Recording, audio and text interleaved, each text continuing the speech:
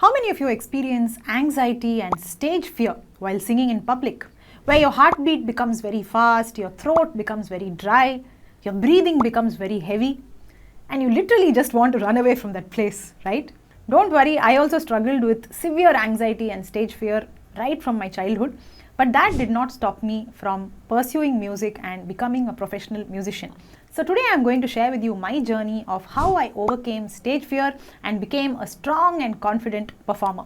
So I am Pratibha Sarathy and you're watching VoxGuru's YouTube series. If you enjoy our videos, please do subscribe to the channel right away. It will really make my day and motivate me a lot to keep creating great content for you.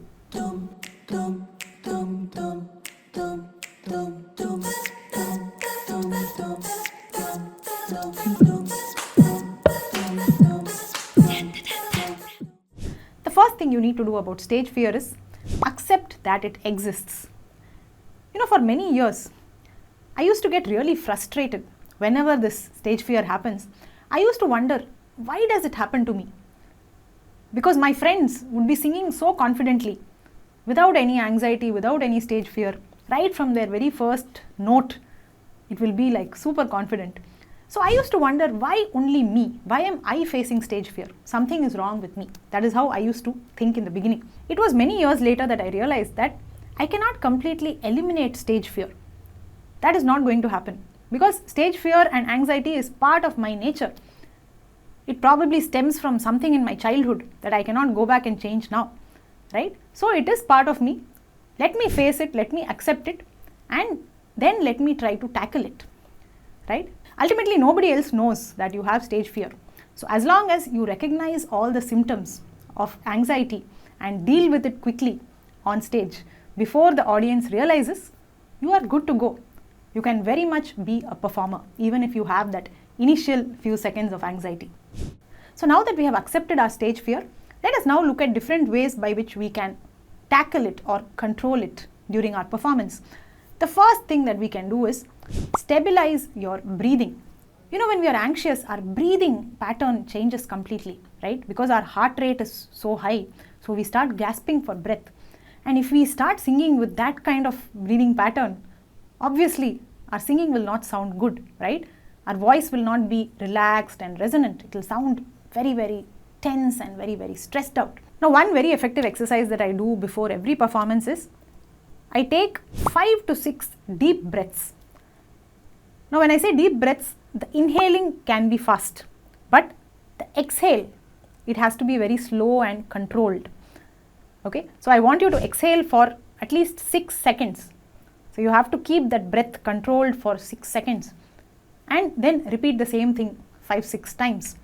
So after a point, you will feel that you are getting more control over your breathing pattern and that anxious breathing, that heavy breathing becomes more normal.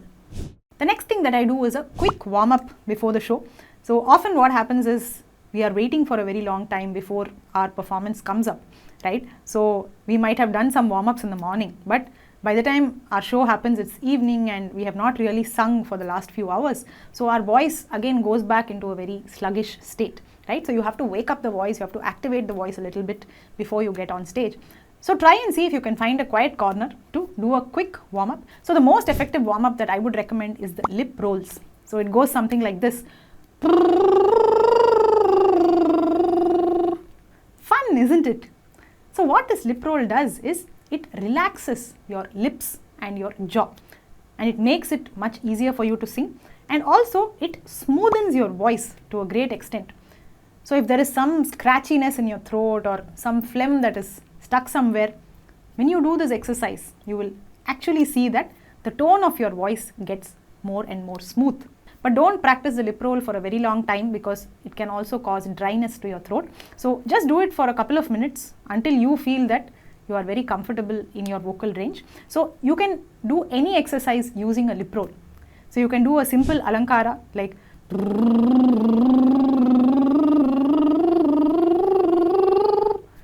you can do something like that, or you can even sing a few lines of your song using a lip roll. So whichever song you're going to perform, take the first few lines and do it with a lip roll, and after that try to sing the song. You will see a clear difference in the tonality and the smoothness of your voice. Now let's say you have come up on stage and you are ready to start singing. Now the first line that you sing is very, very important. Especially if you are already feeling a little nervous and anxious. Imagine if you mess up the first line itself. What will it do to your confidence? It will further crash, right? So I always ensure that before I start singing, I am very, very thorough with the first few lines of the song. I have practiced it extensively, and even while singing, all my focus, all my concentration is to ensure that I don't mess up those first few lines.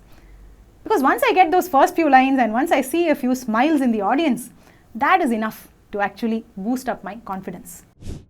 So now let's say that we have crossed this stage fear and anxiety and finally we have gone into the confident zone. So now it is time for you to enjoy yourself as a performer. Because your audience has come there to enjoy themselves, right? So they would also want to see a performer who is having a good time, enjoying the music, and who is completely in control of themselves. Now in order to enjoy yourself on stage, first of all, you should be very well prepared. So the musical part of it should be so well prepared, so well practiced, that you don't have to think about all that when you are performing.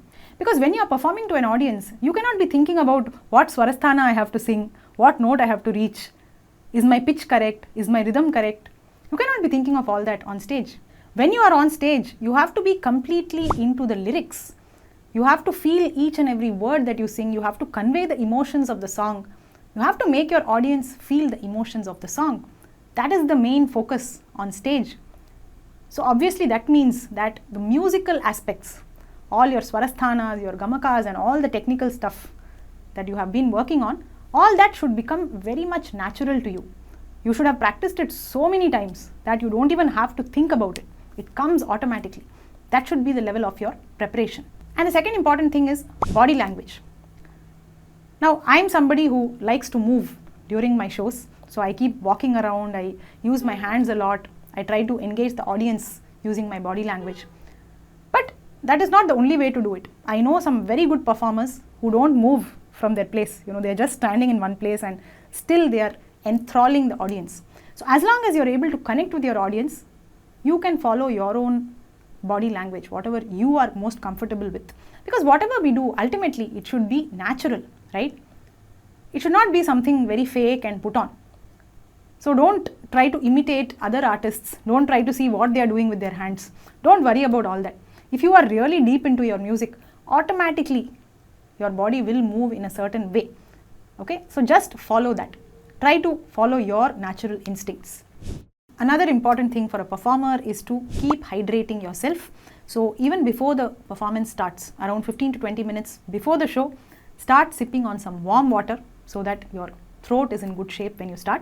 And even during the show, take your breaks in between and quickly take a sip of water. I'm sure your audience will not mind. And especially if you are in an AC hall, then there is a high chance that the AC is very strong and that itself causes dryness to your throat. So also remember to carry a shawl or some kind of a jacket to make sure you are warm and not freezing in the cold, because that can definitely affect your singing.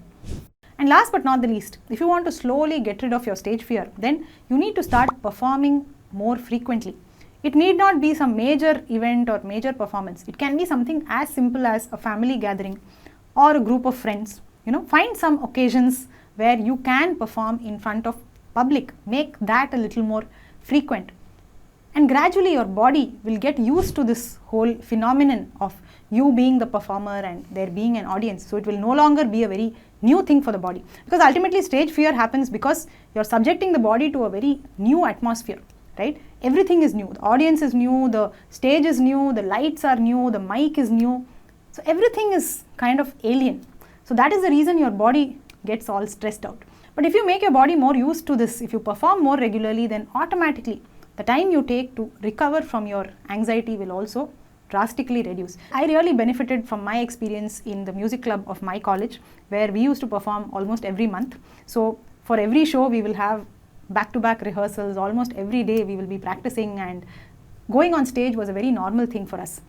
So when we developed that kind of a habit, it really almost eliminated my stage fear. Okay, I did not feel any stage fear during the entire years of my college. So try and see how you can create such opportunities for yourself and participate in some small events here and there. Hope you enjoyed this video and hope you realize that you are not alone in this journey through anxiety and stage fear. I am very much with you, and please share in the comments what has been your journey through this so that more people can understand that this is something very normal and very easy to deal with. So if you want further guidance in your musical journey, if you want to learn music in the right manner from the basics, please join VoxGuru's live Carnatic curriculum. We have a beautiful program where we cover every aspect of singing, right from your pitch to your rhythm, to your voice technique, to your gamakas, ragas, and a lot more. So it's going to be a very exciting program. And we also have a voice culture program, which is a 6 months live course where we teach you various aspects of how to manage your own voice. Okay, so how to improve the stability of your voice, how to sing without strain, how to develop more flexibility, how to improve the resonance of your tone, how to improve your breath control. So there are so many aspects which are discussed and worked on in a very, very practical manner. Okay, so please do join our live courses. All you have to do is drop us a WhatsApp message right away. I've shared the link in the description. So say hi and we will get back to you with all the details. And if you want to pursue our self-learning courses where you can learn on your own from pre-recorded video lessons, then please download the VoxGuru app. There are plenty of courses for you to choose from. So right from Carnatic to Hindustani to ear training, voice culture, and a lot more. We have a great spread of courses for you and a lot of new courses also expected soon. So please do download the VoxGuru app and I'll be waiting for that WhatsApp message. Take care and see you soon.